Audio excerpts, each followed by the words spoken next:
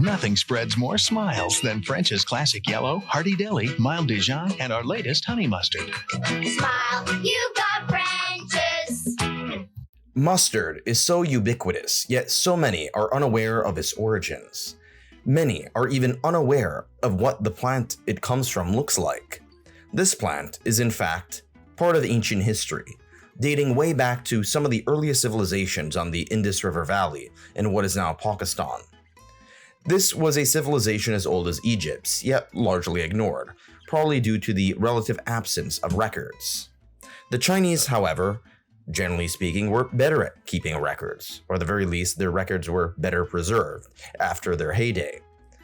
This herb was used for sauces made out of the seeds.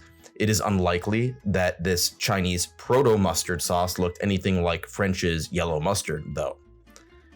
What Westerners now known as mustard traces back, like so many other Western customs, to the Greeks.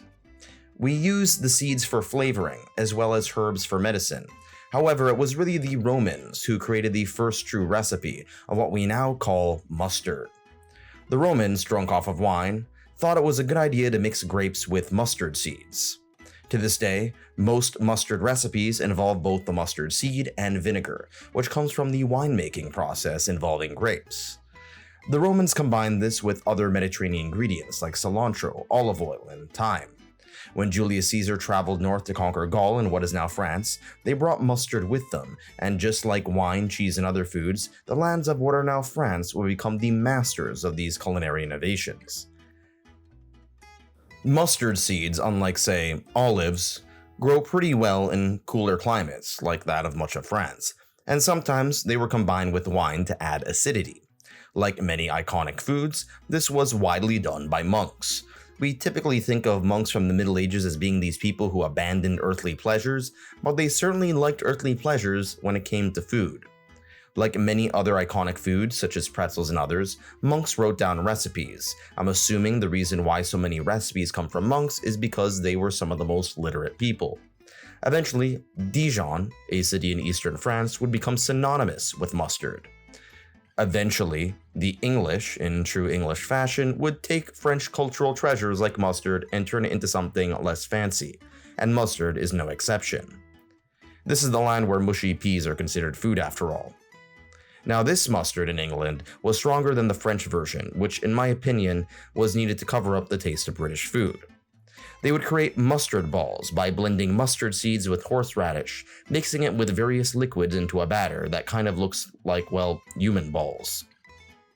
This is the same country that gave us spotted dick after all. Eventually, the English and French would set up colonies in North America. In Quebec and the lands of non-French lands, mustard making would continue. Eventually, Canada and the US would get their independence to varying degrees at different points in history, and in 1904, the World Fair would be held in St. Louis, a city that was once a French settlement. This would lead to the introduction of French's, the famous mustard brand. Now, the name French's actually has nothing to do with France, but rather that the founders, George and Robert, had French in their names. Well, their last names to be more exact.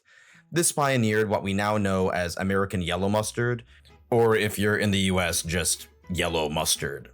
This is known for its bright yellow color, which doesn't actually come from the mustard itself, but rather from turmeric powder, a mild yellow-orange spice most commonly associated with Indian cuisine. With the Industrial Revolution complete and mass production underway, American mustard topped other food items such as pretzels, sandwiches, salads, and most grossly of all, hot dogs. Various other forms proliferated, mostly due to an Anglo interest in French Dijon mustard, which resulted in many other types such as spicy mustards, grainy mustards, and honey mustards. Artisanal varieties of whole grain mustards began, as many younger generations of Americans were tired of the hyper-processed American yellow mustards of their parents. Today, the most widely used sauce after ketchup is indeed mustard, at least in the Anglosphere. I was going to end on some historical insight, but instead I'm just going to show you this clip that I found of some kid eating mustard straight out of the bottle.